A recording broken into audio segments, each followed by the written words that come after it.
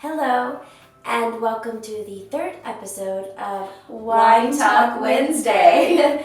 Today I have a special guest, my mother. She is visiting me here in LA for the week, and it just so happens that Ansley is out of town this week, so it was perfect that she was in town because now you can film this with me. Thank you for the invitation. Absolutely. And today's wine, do you want to tell them about this? This is my favorite wine. And my favorite white wine. Because I got it from you, obviously. Yes. I had it first with you. This is the Nobilo Sauvignon Blanc, and I first discovered this at California Pizza Kitchen. Really? Yes, first time I ever had it. Wow. Now cool. It's always on hand. Yeah, I really like this one. This one you can find just about anywhere. We bought this at Trader Joe's, and it's actually cheaper there. It was like $10, but you can buy it at Ralph's, Kroger, Publix, any grocery store. Sometimes I find they're more expensive there, like up to $13 or $14. So it just depends. The price is going to vary a little bit, but it is our favorite white wine. We've had this many, many times, and so obviously I had to get this one for our episode because it's our favorite white wine. Thank you. Would you like to pour us a Oh, glass? that would be my pleasure. Thank you. You're welcome. Cheers. Oh, cheers. Okay, so today's topic of discussion, we are going to discuss some parallels between our youth experiences, so like childhood and like into teenage years. So what things were like for her, and then we're going to kind of compare them with how they were for me, because you grew up in what, the 60s and 70s? Yes, I did. Yeah. So she was born in 59 and I was born in 91. So we're going to just kind of talk about the differences, like how we did things, which I think is really interesting. And I hope that you guys will find this interesting because I think it's really cool to just see how things are done differently now compared to back then. The good old days. The good old days. Okay, so the first thing is, how did you communicate with your friends? Like, outside of school, and how did you make plans with them? Tell me about that.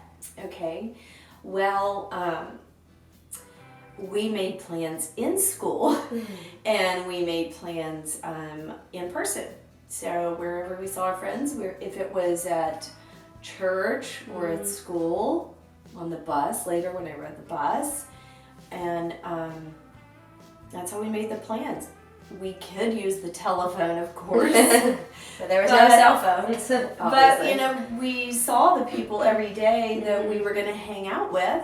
And so, we did talk on the phone and make some plans on the phone. But pretty much, that was it. You either called on the phone, at home, no cell phones, of course. The phone was hanging on the wall in the kitchen, or like a desk phone that you could take places.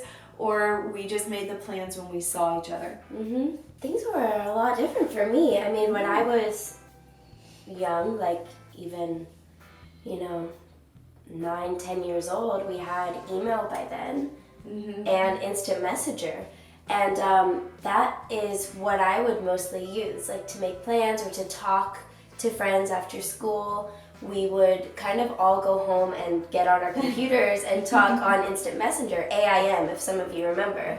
And that's what we would do. Of course, we didn't have cell phones, but we would talk on the phone too, but it was just so easy to talk on the internet, just chatting online. Of course, sometimes we would make plans at school, but a lot of times, after school and on the weekends, that's how we would talk. We would talk on instant messenger. It's a huge difference. Yeah. And then, of course, later on when I got a cell phone as a teenager, a lot of it would be texting, talking on the phone that way. But still, also, a lot of it was online as well. Okay, what was your favorite childhood snack? Like, what was your favorite thing to eat? Okay. This sounds gross. This might sound gross to you, too. Okay. I would never eat it now. It does not even sound appealing to me. But what I loved for a snack was a mayonnaise sandwich. White bread and blue plate mayonnaise. and that's it. Nothing on it but mayonnaise. No, just mayonnaise. I can remember one time my mom walking next door to Mrs. Carr's house for a visit, and when she left, I got out the white bread and the blue plate mayonnaise and gobbled that sandwich down. I don't remember what the circumstances were, if it was like right before dinner or if I'd already had a snack. I have no idea, but I have a vivid memory of that. You had to sneak your mayonnaise sandwich. I did that day. That's cute. You know, I always used to like something similar, but I liked bologna sandwiches with mayonnaise on them and white bread. So I had a little meat in there, if you could call bologna meat, I don't know. Yeah. I don't really like that anymore. Yeah. I haven't eaten bologna in who knows how long. But that was my favorite thing. I loved bologna sandwiches with mayonnaise, and that was it. Yeah. My favorite snack. We're similar. Yeah, In a way. Yeah. We both ate gross things. We would All never the eat time. today. Yeah, I know. Okay, so when you were young, what was your favorite clothing store? Where did you shop the most? When I was young, I feel like shopping was different. We did not shop all the time. We shopped when we needed something. And we would go to the department store. So the department store had everything we needed. And I can especially remember at Easter time, we always got a new dress, a new pair of shoes, you know, maybe a little hat, little gloves, and a purse. We got the whole Easter outfit. So that was Every like year. a tradition? You always got a new Yes. Easter outfit? Yes. Oh, So you always had something new and fresh to wear on Easter Sunday morning. That's really sweet. Yeah. So you mainly shop at department stores? Department stores. I can remember shopping at a store named Jordan Marsh, which I think has been purchased by Masie's. I could be wrong, but it was like Masie's. Jordan Marsh. And then in our little town, of course, we didn't have any place to shop then. We have less to shop now. But JCPenney's was really the only place. There were a few other little stores that weren't like chain stores, just individuals, but no.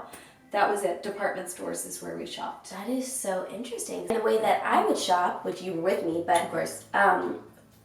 We would always have like maybe a couple shopping trips a year, one always before the new school year started. Right. So like back to school shopping, I think a lot of people do that. And then like maybe one, I don't know, another time in the school year. Yeah. So we would do like maybe 2 to 3 shopping trips. Like we would go over to Orlando because there's no shopping in our little town. We had to drive an hour away to go to Orlando to the big mall. Yeah. And And shop we would like that. do the same thing if you needed, like, if they needed shoes or, Yeah. you know, it wasn't just like clothes. It would be clothes, Right. shoes, purses, backpacks, whatever was needed. Right.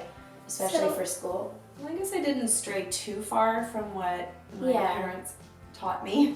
True. How we were raised. But then, like once I started to, you know, I got a job at 16, started babysitting and whatnot, and making my own money, then I would go off alone and like go do my own little shopping trip. So that was when it kind of changed, Yeah. and I would do my own shopping.